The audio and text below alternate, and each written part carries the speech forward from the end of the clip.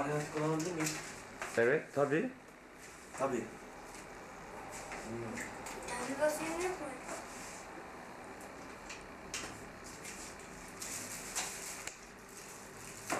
Sen bunu nereden almıştın bu arada? Bizim simülasyonu. He? Buradan Alanya'dan aldım. İtalyan dersi falan mağazadan. Bu İtalyanla benzemiyor pek baba. Niye böyle? Yorum yok canım. No comment desen.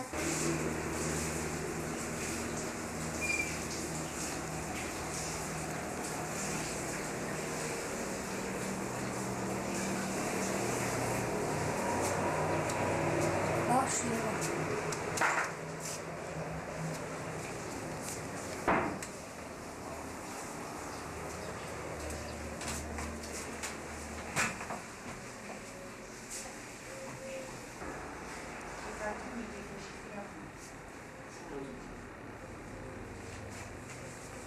Bu ne? Sana bir şey yazıyor. 50 bin liraymış. Anne. Gecesine 50 bin liraymış sınav için olmuş.